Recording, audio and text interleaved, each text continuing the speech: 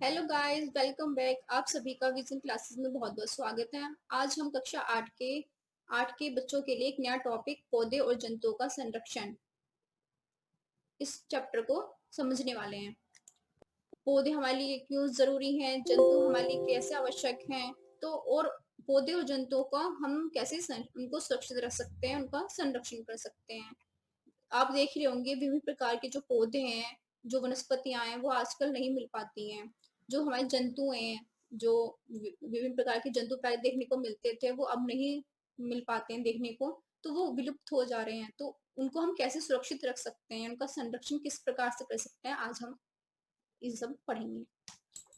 तो ऐसे जंतुओं को या ऐसे पौधों को सुरक्षित रखने के लिए हमारी जो गवर्नमेंट है उसने क्या कर रखा है, अभ्यारण्य, आरक्षित क्षेत्र इस तरह के चला रखे हैं, जिससे कि हम उस तरह के पौधों को, जंतुओं को क्या कर सके, संरक्षित कर सके, सुरक्षित रख सके। हमारे राष्ट्रीय उद्यान है, वन्य जंतु अभ्यारण्य है, जैव मंडल आरक्षित क्षेत्र है, उनके द्वारा हम अपने पौधों और इस प्रकार के जंतुओं को जो विलुप्त हो रहे हैं, जो देखने को नहीं मिल पाते हैं, तो उनको हम सुरक्षित रख सकते हैं। वनो उन्मूलन एवं इसके कारण। वन उन्मूलन क्या होता है कि जो वन है हमारे, वो क्या हो रहे हैं, उनको नष्ट किया जा रहा है। ठीक है। एक होता है वन रोपण, वृक्षारोपण। वृक्षारोपण मतलब वनों को या वृक्षों को लगाना, रोप दिया, उनको लगा दिया। एक होता है वन उन्मूलन। वन उन्मूलन का मतलब होता है कि पौधों या हमारे जो वनस्पति है उसको नष्ट करना। ये नष्ट हो क्यों रहे हैं, क्योंकि वहां पर क्या है, जो इंसान है वो अपना घर बना रहा है, कारखाने का निर्माण कर रहा है, या कृषि के लिए भूमि प्राप्त करना चाहता है। इस तरह से हम वन उन्मूलन करते जा रहे हैं। बल्कि इसका वन उन्मूलन करने से हमारी जो इन्वायरमेंट है उस पर बहुत ज्यादा फर्क पड़ता है।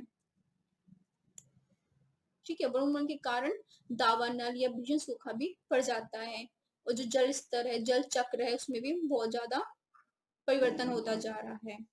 यही सब लिखा हुआ है, क्योंकि देखिए, यदि हमारे यहाँ पे धरती पर वन नहीं रहेंगे तो क्या हो जाएगा, कार्बन डाइऑक्साइड जो है उसकी मात्रा क्या हो जाएगी, जो बैलेंस है ऑक्सीजन का और कार्बन डाइऑक्साइड का, वो बिगड़ जाएगा।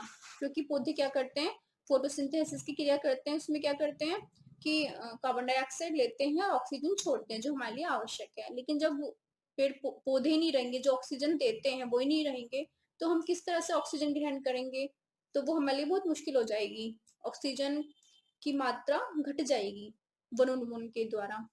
और वर्षा क्या होता है, वर्षा जो जल चक्र है वो भी हमारा बिगड़ जाता है बिल्कुल। क्योंकि जो हमारे पेड़ होते हैं वो वर्षा कराने में लाभदायक होते हैं। जहाँ अधिक बहुत ही घने वृक्ष होते हैं, वहां पे वर्षा की अधिकता होती है। तो जो हम कह सकते हैं इस तरह से कि वर्षा, अधिक से अधिक वर्षा होने में हमारे पेड़ पौधों का बहुत ज्यादा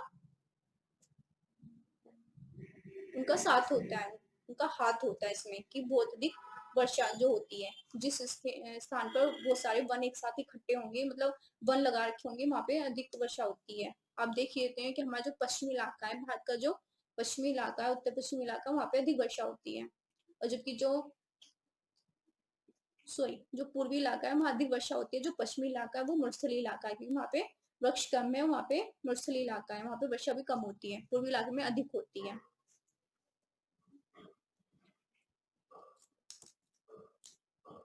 यही सब लिखा हुआ है। अब मरुस्थलीकरण मैंने आपको बता ही दिया है कि यदि पेड़ पौधे नहीं होंगे तो क्या होगा, मरुस्थलीकरण हो जाएगा। ठीक है ना, क्योंकि बारिश नहीं होगी, और बारिश नहीं होगी तो क्या होगा, सूखा पड़ जाएगा, ये सब बताया मैंने। और फिर मृदा की ऊपरी परत तेजी से हटने लगती है, और जो उर्वरकता होती है उस भूमि की, वो भी नष्ट हो जाती है।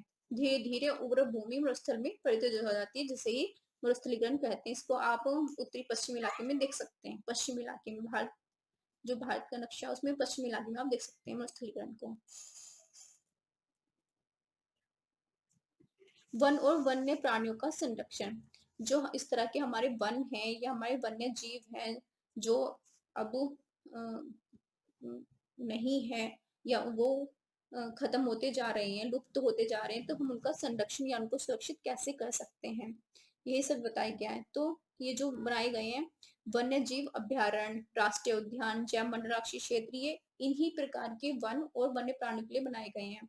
जिस तरह के हमारे बाघ हैं, या हमारा व्हाइट एलिफेंट है, या हमारा व्हाइट पिकॉक है। इस तरह के जो जो बिल्कुल अलग हैं, डिफरेंट हैं, जो ऐसे समान रूप से नहीं देखे जा सकते, तो उनको क्या किया जाता है, सुरक्षित किया जाता है, जिससे इनकी संख्या बनी रहे। ठीक है, इसलिए गवर्नमेंट ने वन्य जीव अभ्यारण्य, राष्ट्रीय उद्यान और जैवमंडल आरक्षित क्षेत्र बनाए गए हैं, जिससे कि ये सुरक्षित रहे, ये प्रजाति भी। जैवमंडल आरक्षित क्षेत्र मैंने आपको बताया है क्या क्या होता है। ठीक है, जैव विविधता किसे कहेंगे? किसी विशेष क्षेत्र में पाए जाने वाले सभी पौधे और जंतुओं और सूक्ष्म जीवों की विभिन्न प्रजातियां होती हैं। कोई क्षेत्र है, उसमें जो पौधे पाए जाएंगे, जंतु पाए जाएंगे और जो सूक्ष्म जीव पाए जाएंगे, उनकी जो प्रजातियां होंगी वो डिफरेंट डिफरेंट होंगी। तो इसको भी क्या कहेंगे, वहां की विविधता कहेंगे, उस क्षेत्र की जैव विविधता।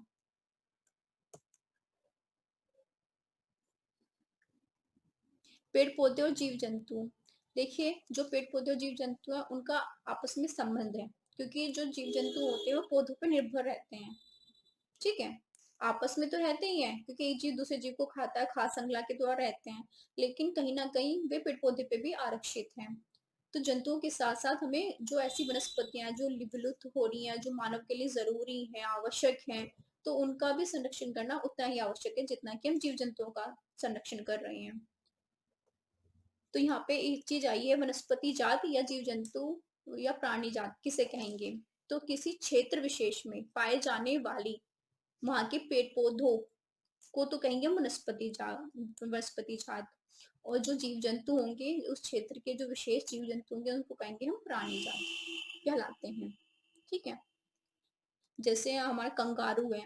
ठीक है, तो कंगारू हमारे क्षेत्र में तो पाया नहीं जाता, ऑस्ट्रेलिया में पाया जाता है, तो वहाँ की विशेष प्रजाति है, विशेष प्राणी जात है कि कंगारू वहाँ का विशेष प्राणी जात हुआ। ठीक है, इस तरह से।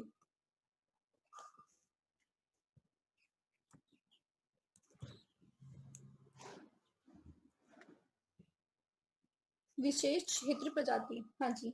जैसे किसी क्षेत्र विशेष में कौन से जीव पाए जाते हैं, कौन सी वनस्पति पाई जाती है, पौधे एवं जंतुओं की वह स्पीसीज जो किसी विशेष क्षेत्र में ही विशेष रूप से पाई जाती है। मतलब ऐसी वनस्पति या ऐसा जीव जंतु जो केवल उसी क्षेत्र में पाया जाता है और किसी क्षेत्र में नहीं पाया जाता, उसी कहेंगे विशेष क्षेत्र, स्पीसीज। ठीक है, क्योंकि देखिए हमारे यहाँ पे जो गिलहरी पाई जाती है वो साइज में छोटी होती हैं और उड़ने वाली नहीं होती, लेकिन कहीं कहीं क्या होती है, किसी जगह हमने गिलहरी देखी है वो उड़ने वाली गिलहरी भी होती है, तो उसमें अंतर होता है। ये भारतीय गिलहरी है और वो दूसरी गिलहरी होती है। तो स्पेस जो होता है, जो विशेष क्षेत्रीय प्रजाति होती है, उसमें अंतर हो जाता है। वन्य प्राणी अभ्यारण्य।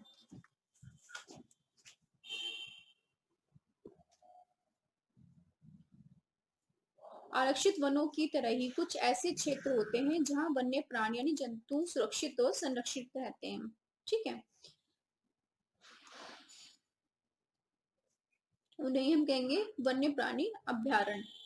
ठीक है, जैसे कुछ महत्वपूर्ण संकटापन्न जंतु हैं, जैसे काला हिरण, सफेद आंख वाला हिरन, हाथी, सुनहरी बिल्ली, गुलाबी सिर वाली बत्तख, घड़ियाल, मतलब मगरमच्छ, इस तरह के गैंडा, एक सींग वाला गैंडा, ये सब कहाँ पाए जाते हैं? तो इनको हम क्या सुरक्षित रखते हैं, ताकि ये प्रजाति, ये स्पीसीज ये सुरक्षित रहे, विलुप्त ना हो। ठीक है ना, क्योंकि यदि ये ऐसे जंगलों में रहते हैं ये, लेकिन उनकी कुछ प्रजाति को हम क्या कर लेते हैं, संरक्षित कर लेते हैं, ताकि ये चलती रहे, नष्ट ना हो, खत्म ना हो जाए।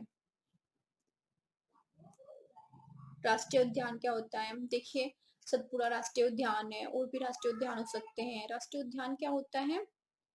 एक ऐसा विशाल आरक्षित क्षेत्र जहाँ पर्यावरण के संपूर्ण संकटों का संरक्षण करने को प्राप्त हो।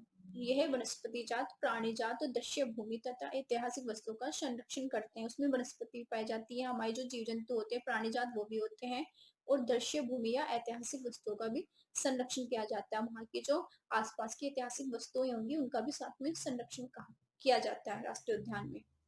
ठीक है ना।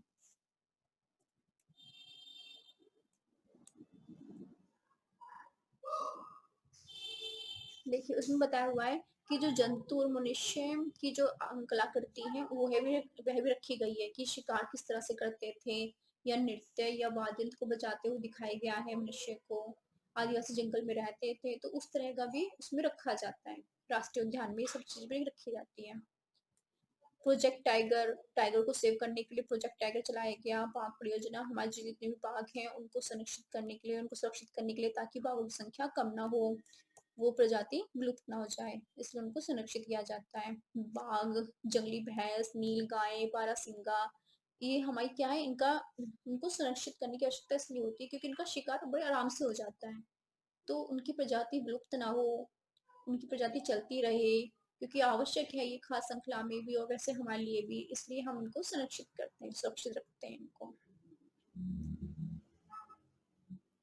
संकटापन्न जंतु मैंने वही बोले हैं कि ऐसी प्रजाति या ऐसे जंतु जिनकी संख्या एक निर्धारित स्तर से कम हो जाती है। जैसे एक टाइम में ऐसा हो गया था कि जो बाघ की संख्या है वो बहुत ही कम चली गई थी, तो सरकार को क्या चलाना पड़ गया था, प्रोजेक्ट टाइगर चलाना पड़ गया था। प्रोजेक्ट टाइगर में क्या गया कि जो हमारे टाइगर हैं उनके लिए काम किया गया, प्रोजेक्ट मतलब टाइगर के लिए काम किया गया, और उनकी जो प्रजाति थी उनको संरक्षित किया गया, सुरक्षित किया गया, ताकि उनको हम प्रजाति को विलुप्त ना होने दें। तो संकटापन्न जंतु वही होते हैं जिनकी एक निर्धारित स्तर पर जो संख्या होती है वो कम हो जाती है और वो विलुप्त होने के कगार पे आ जाते हैं या विलुप्त हो जाते हैं, उन्हें कहते हैं संकटापन्न जंतु, जिन पे संकट छाया होता है।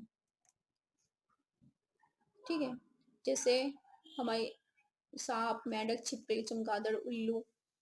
ऐसा नहीं है कि जो बड़े बड़े हैं जो मैंने अभी नाम बताए हैं जैसे बाघ, जंगली भैंस, बारहसिंगा, यही विलुप्त हो रहे, नहीं, कोई भी प्रजाति विलुप्त हो सकती है, बड़ी भी और छोटी भी, कोई भी हो सकती है।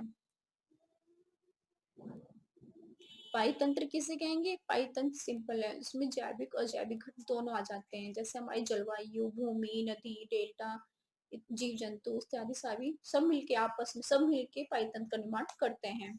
रेड डाटा बुक किसे कहेंगे? रेड डाटा बुक जो है उसमें हम जो संकटापन्न जंतु है हमारे, उनका रिकॉर्ड रखा जाता है। ठीक है, कि कौन कौन से जंतु या कौन कौन सी पौधे हमारी जो हमारी स्पीसीज है उन वो संकटापन्न हो रही हैं या खत्म होने के कगार पे हैं, तो हम वहाँ पे उसका रिकॉर्ड रखते हैं, उसको बोलते हैं red data book. Red data book का मतलब है कि जो संकटापन्न स्पीसीज है उनके उनको उसका रिकॉर्ड रखा जाता है उसमें। आगे देखिए आप प्रवास। वास कहते हैं, वास रहना होता है, और प्रवास किसे कहते हैं कि जो हमारे जीव जंतु होते हैं या पशु पक्षी होते हैं वो अपने स्थान को छोड़कर कुछ विशेष अवधि के लिए किसी दूसरे स्थान पर पहुंच जाएं, वो वहां पे प्रजनन करें, अपना रहें कुछ टाइम के लिए और फिर से अपनी जगह पे पहुंच जाएं, उसको हम क्या बोलेंगे, प्रवासी बोलेंगे, प्रवास। ठीक है, तो जलवायु में परिवर्तन के कारण प्रवासी पक्षी, ये जंतु को भी हो सकता है, प्रत्येक वर्ष सुदूर क्षेत्रों से एक निश्चित समय में उड़ान भरकर आते हैं, यहाँ पे अंडे देते हैं, प्रजनन करते हैं, क्योंकि जहाँ उनकी जलवायु होती है, जिस जलवायु में वो रहते हैं कंटिन्यूअस, तो वहाँ पे क्या हो, या तो ज्यादा शीत होगी या ज्यादा गर्मी होगी, उनके अनुकूल नहीं होगी प्रजनन के, तो क्या करते हैं कि उस टाइम दूसरे क्षेत्र में चले जाते हैं प्रजनन करने के लिए, तो ये इसको बोलते हैं प्रवासी। ठीक है, क्योंकि जाने तो उन्हें अपने वही है जहाँ पे वो प्रॉपरली रहते हैं, लेकिन कुछ समय के लिए आते हैं, वहां रहते हैं और फिर लंबी यात्रा करके दोबारा वापस अपने स्थान पर चले जाते हैं।